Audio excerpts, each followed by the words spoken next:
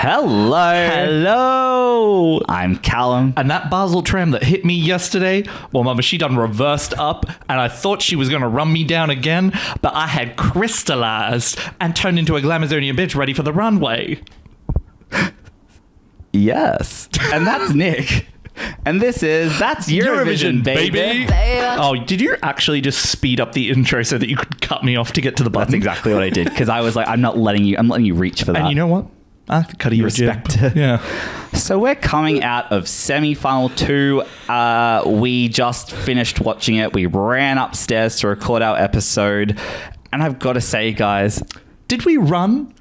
Or did we skip? Or did we skip jauntily? Did we cartwheel up the stairs? I think that the trauma that had befallen us in semi-final 1, the universe said, hey, F-slurs, let's you want to party? Do you want to party? You want to party, diva? You want to party at the diva party? Let's throw your bone, dogs.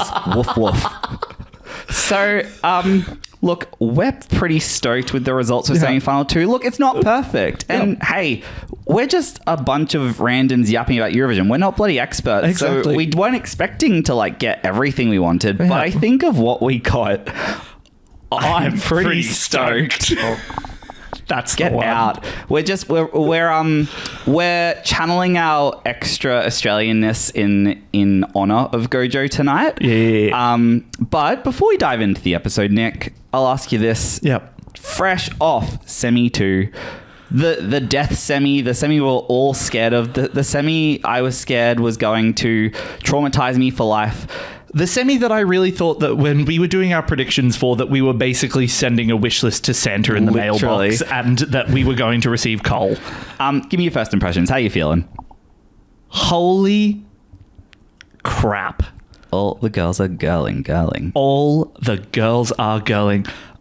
My first impression, Callum, I don't physically think that I could be more stoked for this. So I think that I was sitting on a lot of anxiety today. Yeah. I don't know about you. I was nervous at work. I was very nervous getting through work today because semi-final 1 maybe inferred to me that anything is possible. Nothing is real. Semi-final 1 made me really start to ponder, have I ever known anything? Do I know anything? What is reality? And look, don't get me wrong, there were shocks in this semi-final 2 too. And we'll talk about them, but I think that our biggest grin right now, if we're just going to get it out of the way, Denmark qualifying for the first time in the 2020s with our miscongeniality in Sisal, and our absolute underdog favourites that Nick and I will not stop yapping about, Tautomatis actually qualifying for Latvia. Latvia qualifying now 2 years in a row. When we heard Sisal get announced as the qualifier, I screamed louder than JJ. I was worried the police would get called in our place because it sounded like a murder. When Latvia got qualified, I was like, what did we do to deserve this? I chugged a monster and I punched a hole in that wall.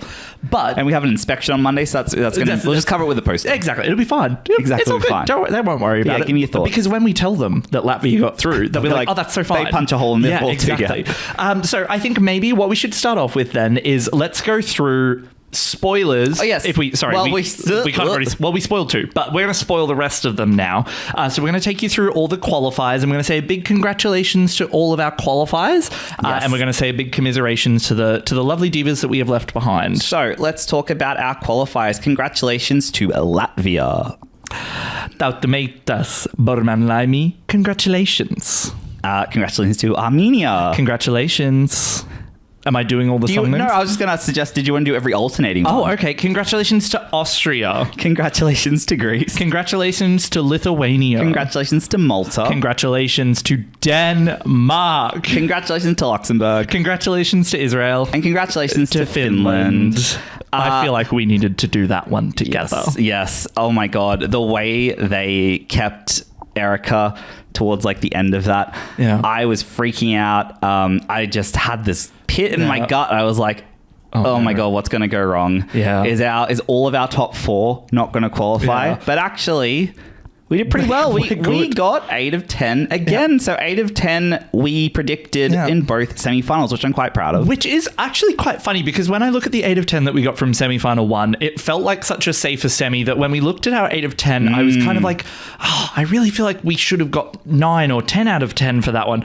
8 out of 10 for this one. It feels like a fucking miracle, if I'm completely honest with you. There was a hot minute there after the performances where we were like, if we get 4 of the ones that we picked to qualify, that'll be a godsend miracle. Yeah, I think the trauma of semi 1 was that we thought Belgium and Cyprus were kind of locks. Cyprus a bit iffy. Yeah. And then to be wrong about those, we're like, nothing's real in life. And for that to not be the case. Yeah, I wasn't too stressed on Cyprus because I knew that it was kind of iffy.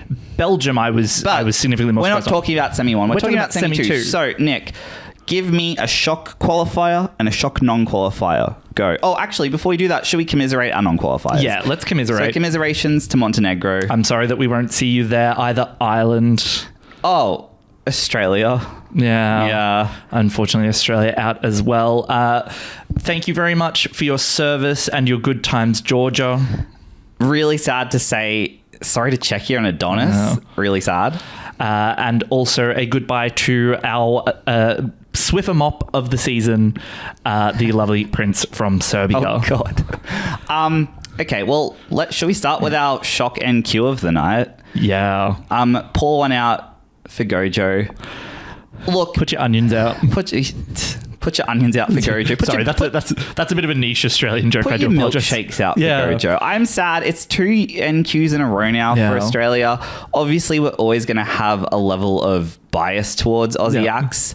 And we really thought Gojo was the package. So maybe do you want to talk to me then about where you think this one went wrong? Where do you think the non-qualification came from? Because they seemed like pretty heady, not favourites, but pretty safe qualifiers for this one. So as people screamed at us in the comments for last episode, song is the most important thing, not staging. And I think that Gojo's biggest issue was I think for a relatively easy song to sing, he couldn't quite sing it. It felt like he wasn't being able to do the talk sing. Yeah. And I almost worry that the staging became like bells and whistles to cover some of that. It was very fun staging. It was very cool. And I absolutely loved it. But by the end of the package, I was a little bit like, oh, I wish he could have delivered the song better. Yeah, I completely agree because I think I really enjoyed the staging. I thought that it was quite fun, but I think that the vocal performance that we saw was quite rough. Look, difficult song to sing because I think people would be surprised by how difficult it is to do that sort of talk singing. Sure. Sort of and thing. Also just general cardio to be like that energetic on stage. Exactly. But I will say, for me, the other place where this one went wrong was where they had him kind of like stop motion in the middle in front of the milkshake. He was doing a lot of these, and it was a little bit awkward. I think his sort of funk dancing ended up being a little bit too intense. I found myself a little bit uncomfortable at some of his and again, going on the fact that we're the Euro bubble, we're used to these songs. The majority of this audience saw this for the first time. Maybe they just felt uncomfortable by the fact that it was a bit of a joke song, and we love joke songs. I don't mean that as a negative, but they felt a little bit off put by it. Yeah, and I think also if you did go into this, as I know that many do, without having heard any of the songs for the first time, you probably heard it and thought, that's not really that great, because I think that the package that you get listening to the actual song itself or watching the music video, I think was much stronger than we saw on the stage. So that means, unfortunately, we thank you very much for your time and your service, Gojo. You did an incredible job, and we love you. Now do the second verse. Beneath our radiance. I know the second verse off by heart, actually. But thank you, Australia. Shall we talk about the second shock NQ then? Yeah. I wasn't expecting it. And then it was performed, and I think we both looked at each other and went, we don't know about this. So, where's Sally talking about? Czechia. We are talking about Adonis with Kiss Kiss Goodbye. I'm a bit cut. This song really grew on me through the preseason. I think we have to call it out. Did he miss a lyric? Did he go out of time? So he went out of time and he missed a cue. I don't think ultimately that was the end of the world, because I do think that he actually recovered quite well. However, I will challenge you on this.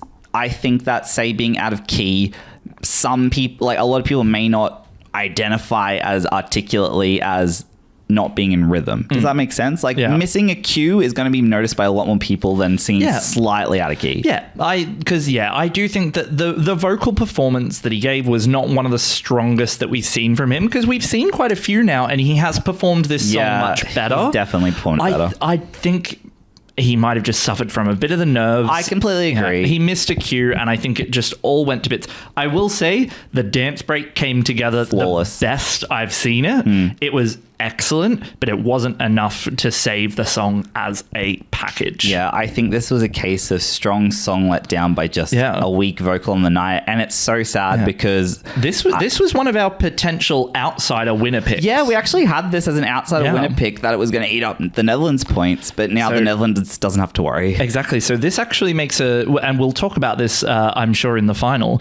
But does this make a stronger case for the Netherlands to do better? They've risen up in the odds, and I think this only makes a stronger case for them. Yeah. I think that it was going into it, I would have said safe qualifier and then a lot of jury points, but not a huge televote score. I guess not a huge televote score in a televote only semi-final is an undoing. That also has issues with the delivery. Yep. That's the undoing. Yeah. So then, now that we've talked about our shock non-qualifiers, I think it's time to talk about our shock qualifiers. Yes, we alluded to them at the beginning, but let's talk about the gals, Nick. Let's talk about the gals. I want to start with the inimitable, the untouchable, the flawless Sissal of Denmark. Or Sizzle, if you were to ask the SBS Australian you're broadcast. Listening to Courtney Ack's commentary, Sizzle. Yeah, it's Sizzle. Honestly, one thing I will say about this, the rehearsal footage that they put out of her, they faked us out.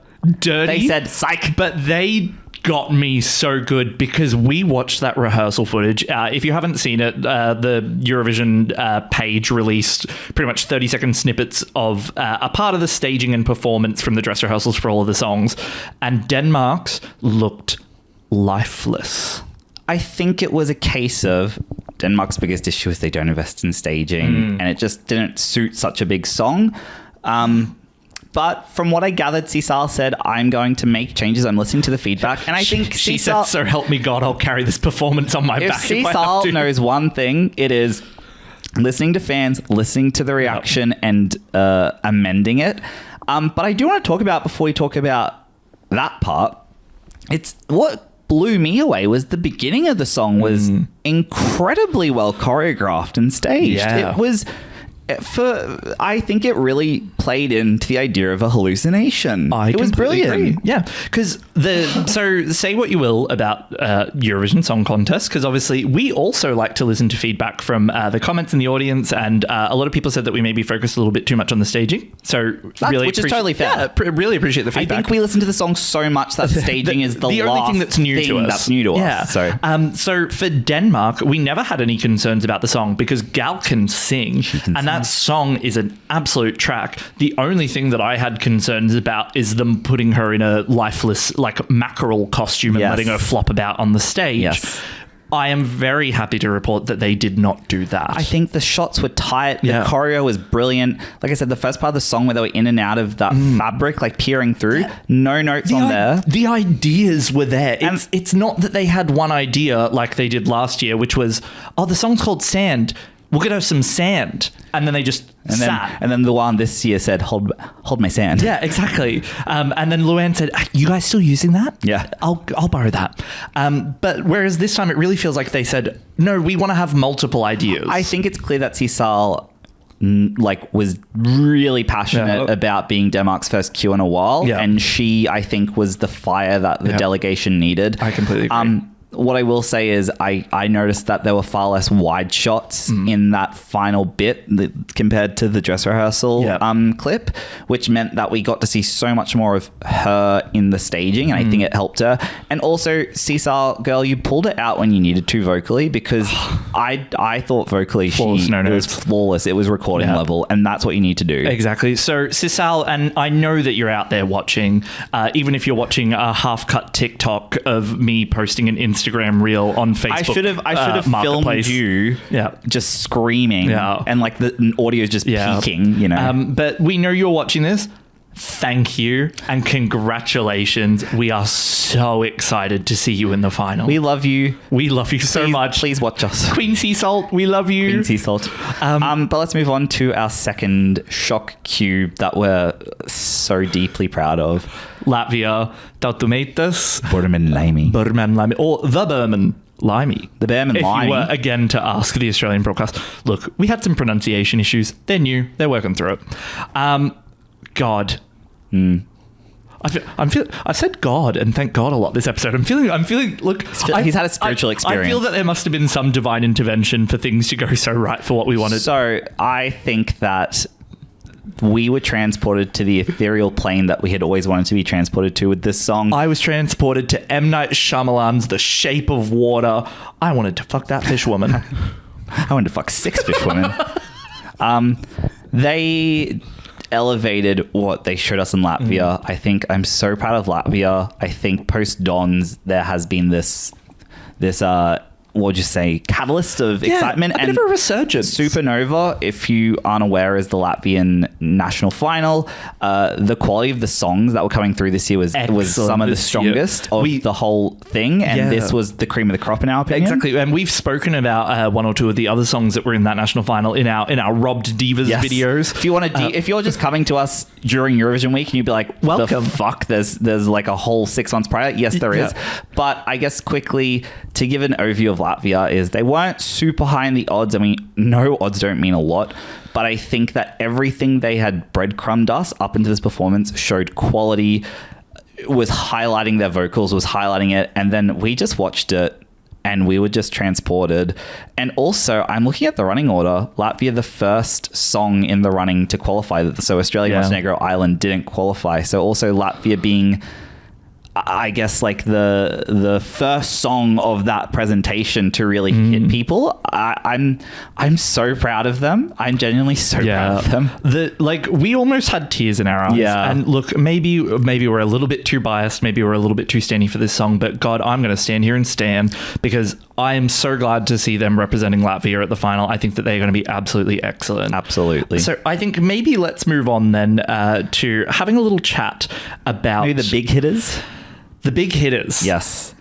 Who do you want to start with? So, the big hitters and how they performed. Let's start with Austria first in the running order. So, we saw a really never in doubt qualification for JJ with Wasted Love for Austria. And we finally got to see the full impact of the staging. I will say... I think that the staging swallowed him a little bit. I think that it seemed quite choreographed, but in a way that felt a bit unnatural. I still think it was excellent. It was beautiful. And the vocals were incredible. But I will say there was just a little bit of something missing for me in the staging. Tell me how you feel about it. Yeah, look, I love this song, and I think that, again... Incredible song. The song package was easily strong enough to qualify. Oh, yeah. I love the aesthetic. I think Nick and I both said maybe that JJ looked a bit nervous, and that translated on camera, which is totally fine. Which is completely understandable. And so I would hope that if JJ can come into the grand final knowing, okay, you made it through, like, you've been backed... Lose some of that uncertainty in your eyes, because I definitely felt there were times where, especially when he was doing his hand movements, it felt a little bit uncertain. But at the same time, perfectly delivered song. I still think this is really in with a shot. Yeah. And I think that if he can come out in the grand final and blow us away and just give like a nudge more confidence, I think we're pretty good. No. Should we talk about our other... Speaking of a nudge more confidence. Okay, so I've got to tell you guys, I had nightmares. I woke up in a cold sweat this morning and I was like, nothing's real. Is Finland not going to qualify? Am I living in a fantasy world where my number one of the year isn't going to qualify? And I had this premonition. I was like, what if something goes wrong for Erika Wickman? She falls off the microphone. It's a disaster. But that's never going to happen. And anyway, I'm not willing that into the universe. We're talking about Finland, by the way. We watched the performance. We saw something happen on the microphone, whether it was like a firework hit her in the face, whether it was her harness flapping her. And I was like, did I just Final Destination this semi-final? Did I just have a premonition of what was to come? And then in the voting snippets, they get playing the fault. And I was like, oh my God, I'm correct. I would like to take a little moment here.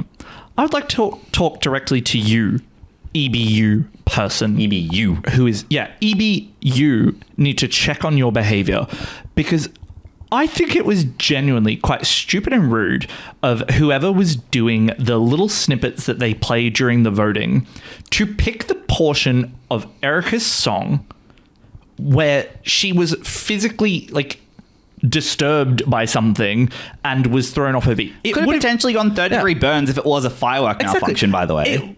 Good to check. Yeah, it would have been like playing the bit of Czechia's song where he missed his beat, or playing the bit of Switzerland's song where the camera or playing the bit of Montenegro's song where her voice cracked, and being like, that's the best part to go through. So you know what? Fuck you.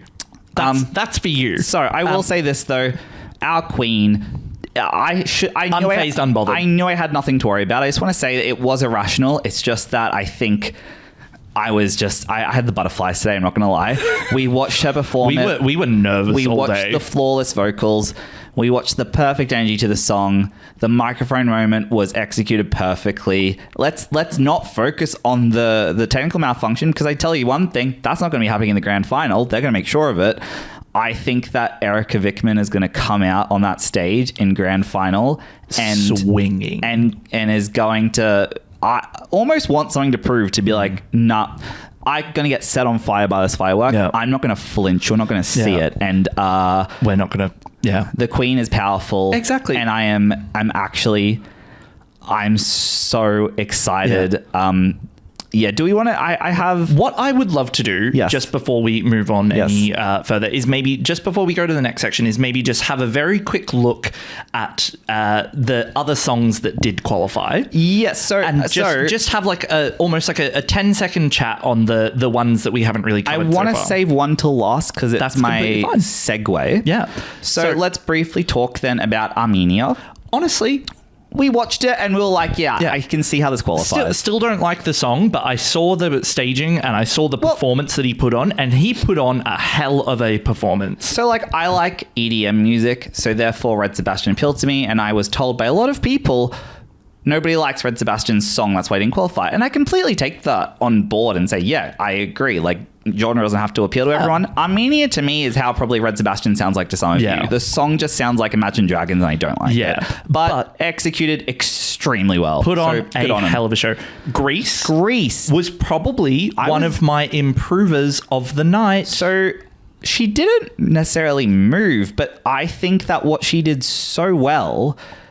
because if you don't know, in her national final selection, she was very static, and we were like, Clavdia, please move. Yeah. And I was a bit worried, but then watching it, she was telling such an important story. I think she had a real presence and a charisma on stage this time. And a little cosy change as well. A little cosy change at the end. Don't mind me. And her vocals. In fact, am I going to give her vocals of the night, or I might give it to Latvia, but I do think... No, you know what? I'm going to back you in, and I'm going to give it to Greece, because Latvia was like... Latvia is what Latvia is. I guess it's harmonies. You can kind of... You build a soundscape, whereas one singular vocal is very impressive. She was flawless. She was fantastic. Lithuania, honestly, it was mostly the same as what we saw in the national final with an improved graphics package. It was extremely strong, and it was well performed. Yeah, when we finished that one too, like, they performed it flawlessly. Yeah, no need for anything. We don't need to talk about Malta. We don't talk about Bruno. Similar to Denmark, though, and similar to Iceland, really lovely to see Malta breaking their NQ streak with such a wonderful artist. And look, I know that the talk is when you remove the controversial word, it's not as good of a song. Clearly, that's not what the European public thought. But okay, yeah, but also like... Did you hear Miriana's singing voice? Like, she was... That was incredible. She put on for the semi-final 2. She put on the best vocal performance that we've seen from her. Her vocals were masterful, insane. So I have we had our girls that we were backing, which was Latvia, Denmark, Finland, and Malta. So I guess closing out those four, I've just got to say, I'm so happy we'll be serving Can't in the grand final. Yeah. I think it's going to feel like such a not beautiful. It's going to feel like such a fun moment for the audience. I think everyone's going to be up and partying for it. I completely agree. So let's talk maybe what was your biggest surprise of the night? I think our biggest glow up of the night comes to the last artist that we're going to talk about that qualified, which is Luxembourg. We did not have this in our qualifiers. I will be honest and say I don't like the song, and I still don't like the song that much. However, she kind of blew us away. That effect on the staging was extremely impressive. Yep. I kind of wish it lasted a bit longer, but I get why you don't want to be lying down for a whole song. Yeah.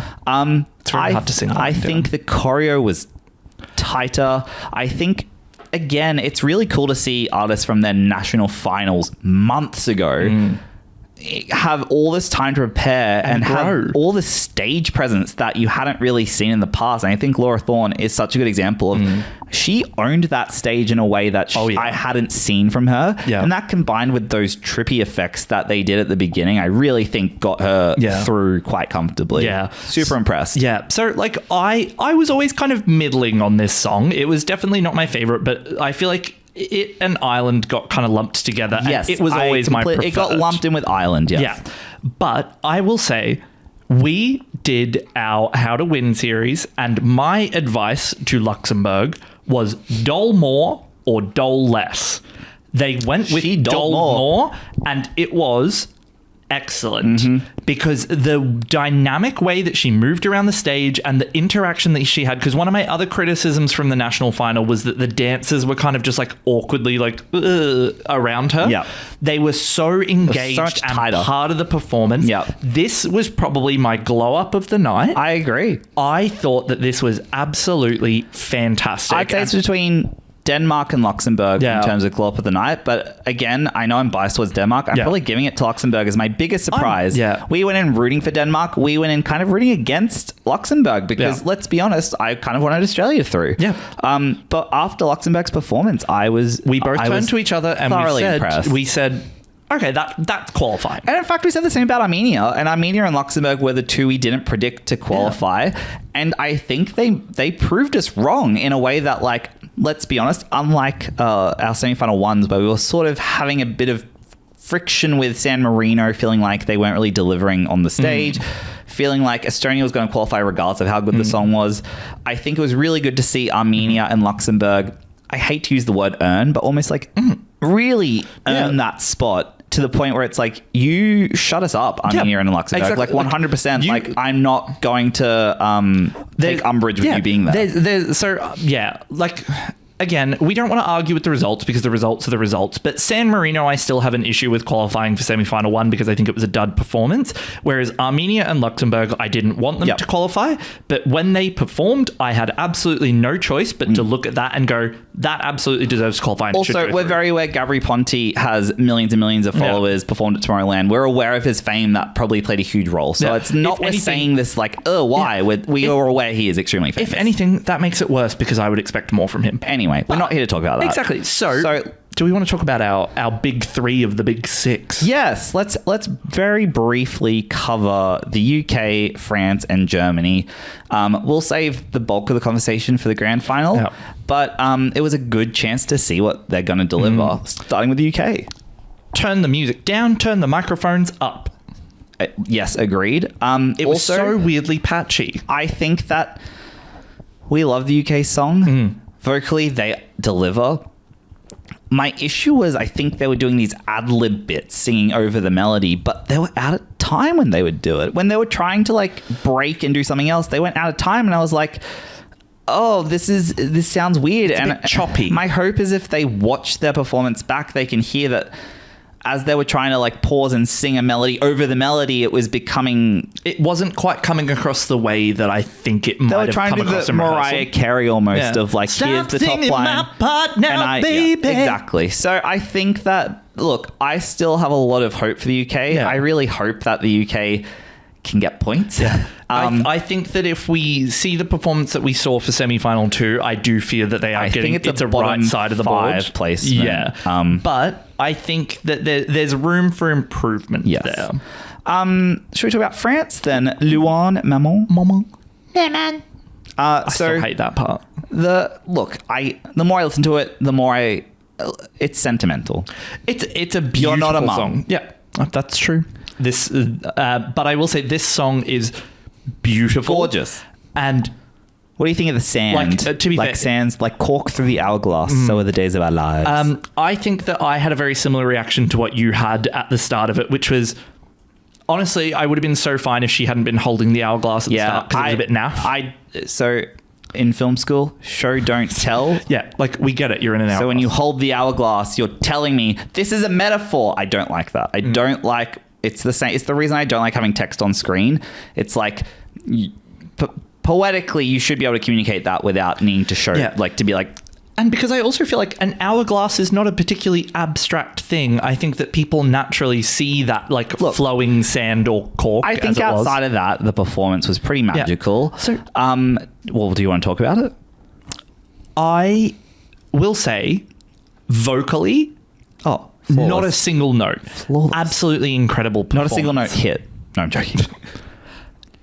I just felt watching her face that she didn't seem very connected with the song, which is weird because it's literally written by her about her mother. To be fair, I disagree with you for. Yeah. I'd be curious in the comments what you guys think. Nick thought that maybe it was nerves, but her performance was a little bit in her face, not emoting the message of the song. It was a little bit rigid for me. Whereas I didn't get that, especially at the end where she almost reacted to hearing her daughter? I'm so sorry, I don't remember, but hearing the child's voice, I could see this pang of emotion come over her face. I connected emotionally to her performance in a way that you didn't, but that's and up for debate. It's fine. To be fair, I will agree with you in that part where it was the meow meow. I think that that was probably the first time that I really saw that emotion hit her face. But maybe I'm implying an unfair filter and expecting her to be sobbing on stage. But I just feel like after watching Montenegro, for example, she emoted the song really nicely. She emoted the song really nicely, just in a way that I felt that France maybe missed a little bit. I think it's valid. Again, I disagree. I felt it. So I think it's a case of subjectivity is wonderful and that breeds diversity, and that's what we want. Should we talk about Germany? No, should we talk about the shit? Oh, do you want to talk about the shit? So my one note for France, why was she spraying diarrhea in one of those shots? Did no one on the team see that wide shot and think, hey, that looks like something else? Whoever thought of that idea of having the cork spraying out of the back of her and in line with her waist, in the puffs of gas that made it look like she had been to the all-you-can-eat curry buffet 2 days after expiration and was spray painting the walls. Look, I'm whoever sorry thought of that should be sacked. We're being vulgar, but I just think for a song that's message is so sincere, intense and sincere, and that sand motif I thought really communicated and was beautiful, especially when it was vortexing around her. I was fully taken out of the fantasy when we both looked at each other and went, does that look like what you think it looks like?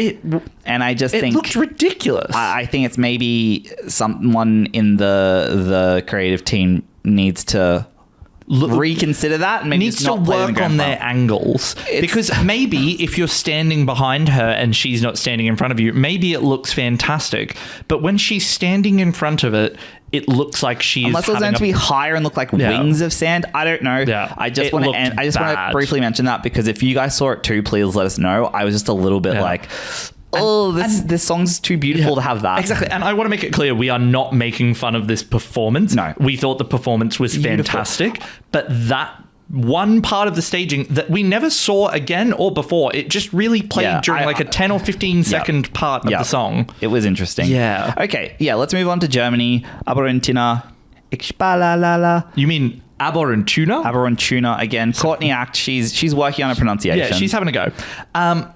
Aberontina, staging, fantastic. Performance, very stage presence. Fun. They were having so much more fun that I've seen from them in the past. Glad she's not sick. Vocal performance still needs work. I think we have to radically accept this is probably just her vocals. I was saying to Nick when we were watching it, I don't think this is a song that I'm going to be too upset if vocally she's not belting. It's a club banger. I think it's a club banger. As long as she is building the party, I'm okay with it. And I felt like she successfully built the party. I really like the song. I kind of wish the opposite of the UK. I wish the sort of music was a bit louder, but maybe that's just the mix of what was coming through our speakers. I just feel like this is a song where I want to hear that club beat come through, and I felt like it was a bit quieter, but again, that could just be our speakers. Let us know if your song's about the doof. I want to hear the doof. Exactly. Like I keep saying that. Yeah, the Dusseldorf. The Dusseldorf. I like that. Dusseldorf. Yeah, thank you. Yeah, actually, get in the comments, guys. Is it Dusseldorf or is it Dusseldorf? Dusseldorf. Yeah. Comment below. We're keen to hear your thoughts. Deutschland? Like Deutschland? Yeah. Deutschland. Anyway. Dumb. Anyway, so that kind of brings us to all of the bits and pieces for all of the songs. Yeah. So we thought we'd cover our semi-final 1 and 2 coverage. End it with just a little recap of what we thought of the host, the staging, and the general aesthetic. We'll recap it again on our grand final coverage, but I just wanted to get your kind of like top level opinion on what you thought of them. Our divas Hazel and Sandra. I really like Hazel. I think she's going to be divisive. I think people are going to hate her, and that's fine. I quite enjoy her. She lives in discomfort. Her sense of humor is genuinely quite stupid and awkward. She likes making people feel weird, and you can tell when she's just holding that interview for a little bit too long and just pushing this person who doesn't want to talk anymore. And I can see people hating it, and I fully respect that. I think Nick and I were both like, she knows what she's doing. Yeah, she's chaotic. But there was one or two where I was like, all right, that's for a family show that's not a stand-up comedy show. That's probably like 2 seconds too long. There was also that line in the musical number in semi-final 1, that brilliant musical number. Yeah, that bloody line. Anyway. Yeah. Didn't land very well, but Sandra was lovely too. I think that Sandra grounded Hazel's more. She plays the perfect straight man. She plays the perfect straight man, exactly. Yeah. And like her being a previous contestant and her being able to sing really well too. Yeah. I think you've got the sort of.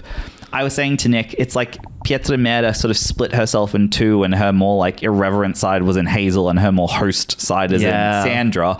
And then Petra made a cameo, so you love that. Hazel, I think, was the Gilmore Girls season 3 DVD. She sure was. And then Sandra is the Island. Yes, exactly. Yeah. Brief, I think we mentioned it last episode too, but our thoughts on the staging is we love it. We love the photo frame effect. One thing I've been noticing though is the jury being behind the crowd almost makes the arena look a lot smaller. I feel like you see this crowd full of people and then like the big wall of the jury. I'm almost like, I miss when it almost felt like they were performing to like an endless... Do you mean the green room? The green room, sorry. What did I say? Jury. Not the jury, the green room. I like when the stadium looks like an endless... like almost sea of people where it could go on forever. Whereas when you have the green room wall in all those shots, you're like, it's not as... It's a smaller space than you're made to think. Exactly. So that kind of took me out of the fantasy a little bit. Not that we expect St. Jakobshalle to be like to be Copacabana Beach, Lady Gaga performing to 2.5 million people. But saying that, I want to pretend that it is. I thought the stage was really good. I thought also the postcards were fantastic. I miss postcards that are them going to the country and doing stuff. I don't think we've seen that literally since... We haven't seen it in a while. Well, we had COVID, and then 2023 they didn't do it, and then 2024 they didn't do it. This is the first time in a hot minute that we have artists in the host country doing things. Yeah. So I love that. I love that it's a literal postcard. I love that it reminds me of the old... skiing holidays, 1950s postcards. That was very cool. It's very cute. But to be fair, for 2023, we had, remember they did a they did the triplicate. They did but they did it in their country. Yeah, but they did it in their country, and then they did the one in Ukraine, and then they did the one in the UK. But they didn't go. They didn't go to the country. That's I get you. Yeah. And then we also loved the photo frame projecting the font and everything. That was very effective. I think it's fun. I love those little postcards. I think they're quite sweet. It's some of my favorite postcards I've seen in a while. I just think they're really sweet. And like I said, I think all postcards should be artists going to the host nation and doing something cultural. So I loved seeing that. I know it's a bit of a pain in the ass to send them there ahead of time and then send them back home and then send them there again. Especially, I can't imagine that flights and accommodation in Switzerland are particularly cheap. I think for a lot of it's Europe. It's an hour flight and you're back home. I think just for poor Gojo, they fly him over in like February and they just keep him over there. Yeah. He doesn't come back home. He's gone. Which makes it even sadder that you go over there for that long and you still don't qualify. Yeah. Oh, well. Anyway, shall we close our thoughts on semi-final 2, our raw, real reactions? And they are raw and real because much like our semi-final 1 reactions, we came straight upstairs after watching it, still hyperventilating over some unexpected qualifications. Yes. I've got to say, I'll recap it. I'm pleasantly so relieved. I feel like I can just go into this grand final knowing that, like, some real artists that we maybe were hoping but didn't think would make it through are going there, and that just fills me with a lot of joy. And Erika Wickman, Finland 2026. I could have been very slightly more pleased with this final. Obviously would have loved to have seen Australia qualify. We love you, Gojo, and would have also loved to have seen maybe Montenegro or Czechia qualify. Montenegro I always had a little bit of a soft spot for, and Czechia I thought was a really strong competitor. But the breath of relief that I took after this, that maybe these 2 old queens aren't completely out of touch just yet. We put Denmark and Latvia through against the odds, and look at them now. Yeah. We say, as we said, Luxembourg was out, but don't listen to us all the time. Again, it's very much one of those things where it was like what they showed on the day, I completely accept a qualification. We come back to the fact that we do not claim to be Eurovision experts. We do not claim to be objective truthers. We just like having a yap. The whole point of us starting this was to kind of like bring our water cooler chats about Eurovision to the masses. It is not about us saying our opinion is correct or our opinion is we're so smart. It's like, no, we're wrong, we're dumb, we're big dum-dums. Yeah, losers. Yeah, statistically, we're usually wrong. We just want to have a yap with you guys, wrong or not. And so I think it's been lovely to kind of engage in that. But let's wrap it up, Nick. We're pleasantly surprised. A bit of housekeeping. We are having our big Eurovision party on Sunday, Australian time. Well, it's not a big Eurovision party. We're having a small Eurovision party. Okay. There's like 500 people coming to our 2-bedroom apartment. The point we're trying to make is obviously being in Australia, being that far ahead, hosting on the Sunday, we're just going to say right now, we're probably not going to get a reaction immediately post grand final. We're hoping to get one out as soon as like the day after. No, Callum, we're taking time to digest. Yeah, we're taking time to hear the results. Pies I'm eating. Yeah. I'm taking time to digest the 14 cocktails that I'm going to have. Exactly. And also the results. But look, so it's hard. Europe, Australia time zone is very confusing, but Saturday night we'll be asleep. Sunday we'll be watching and partying, so it'll likely be Monday that the episode comes out. So please be patient with us, but we're really excited to talk about it, and with the countries we have representing, we're gonna have a good year. We're gonna have some good songs to talk about, also just very quickly, I think a pretty unpredictable grand final. I genuinely don't know what's going to happen. Are we going to see a repeat winner? Yeah, maybe. Switzerland going to win again. Anyway, but I'm sure we'll bring that all to you later. We'll also bring the results of our rental inspection that we have on Monday. We have a party and then a rental inspection. So that's going to be fun. So we'll bring you the results of the Eurovision 2025 grand final and the 2025 May inspection of our apartment all next week. Get excited, guys. But for now, we'll chat to you soon. And that's Eurovision, baby. Bye. Bye.